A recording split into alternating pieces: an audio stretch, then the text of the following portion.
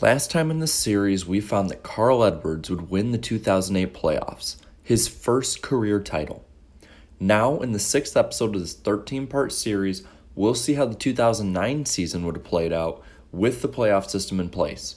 Remember that this is just a hypothetical. I know they would have raced differently, but this is just for fun. So with that being said, let's take a look at the 2009 NASCAR Sprint Cup Series playoff grid. Matt Kenseth would be the first to lock in his spot, sweeping the first two races at Daytona and California. Kyle Busch would get a spot based on his wins at Las Vegas, Richmond, and sweeping the Bristol races. Kyle's brother Kurt was also on the grid with his Atlanta win. 2004 playoff champion Jimmie Johnson's wins at Martinsville, Dover, and Indianapolis locked him into the show. And Jeff Gordon would punch his ticket in with his Lone Star Texas win. In his return to championship relevance, Mark Martin would come back to the playoffs with wins at Phoenix, Darlington, Michigan, and Chicagoland. David Rudimann's first win in the Coke 600 got him in the show, and in his self-owned car, Tony Stewart would join the playoffs with wins at Pocono, Daytona, and Watkins Glen. Casey Kane's wins at Sonoma and Atlanta got him in the show. 19-year-old Joey Logano would be the youngest playoff-eligible driver ever after his strategic New Hampshire win. Denny Hamlin nabbed a spot with wins at Pocono and Richmond, and Brian Vickers entered the playoffs with a fuel mileage victory at Michigan. With 12 winners, it meant that 4 open spots were available for points. These went to Juan Pablo Montoya, Greg Biffle, Ryan Newman, and Carl Edwards. So with all of the points from wins, stage wins, and points positions added together, the grid would roll off like this. The first round would take place at New Hampshire, Dover, and Kansas. At New Hampshire, the old veteran Mark Martin would lock up a spot for the round of 12 with a win. Meanwhile, playoff driver Casey Kane would immediately fall to the cellar with a blown engine. And at Dover, Jimmie Johnson would join his teammate with a win. Meanwhile, the two Joe Gibbs cars of Joey Logano and Kyle Busch had problems, with the 18 wrecking and Joey Logano's number 20 Toyota flipping. While Busch had enough cushion to take the hit in points, Logano was already below the line. The 19-year-old would already be put in a must-win scenario for Kansas, and it wouldn't happen, as Logano suffered a miserable day. Horrible runs also struck Brian Vickers and Matt Kenseth, eliminating them as well. And with middling runs and minimal playoff points, David Rudimann would be on the wrong side of the chopping block after Kansas. So with 7 races left, the points would be reset again. The round of 12 would take place at Auto Club, Charlotte, and Martinsville. The Hendrick domination transferred to the next round the same way that Jimmie Johnson transferred to the round of 8 with his win at Auto Club. Meanwhile, other playoff drivers like Denny Hamlin, Casey Kane, and Greg Biffle all had major issues and lost large chunks of points. The next week at Charlotte, the same song with a different verse was taking place as the 48 went on to victory lane. As for his competition, they varied. Gordon, Martin, and Stewart all solidified their spots even more for the next round. Meanwhile, Montoya, Kyle Busch, and Greg Biffle all had mediocre runs, while Carl Edwards and Denny Hamlin had horrible runs, with blown engines for each of them. So heading to Martinsville, the grid would look like this, as the cut line was close from 7th on back. The cut line would come down to Juan Pablo Montoya and Casey Kane, as Denny Hamlin transferred to the round of 8 with a win. Kane's luck points-wise, though, would end, as he had a spin, problems, and a 32nd place finish that put him 6 laps down, while Montoya, the man he was racing against, scored a 3rd place finish. So with the reset of the top 8, it would look like this with 4 races to go in the season. So for the round of 8, to decide the championship 4, they would go to Talladega, Texas, and Phoenix.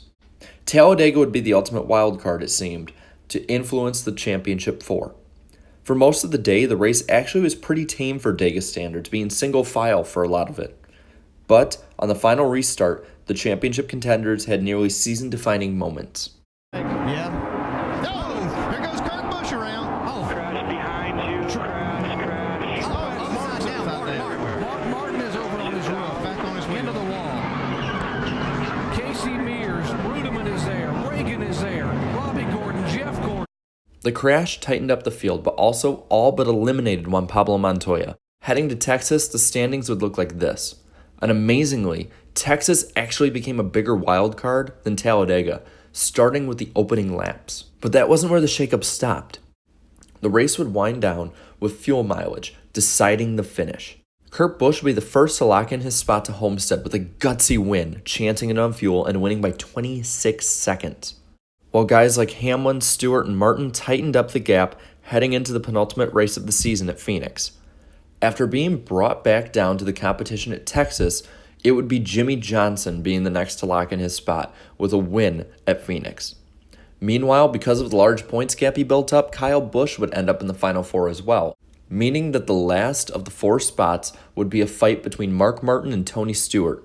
Unfortunately, the battle would become nothing, really.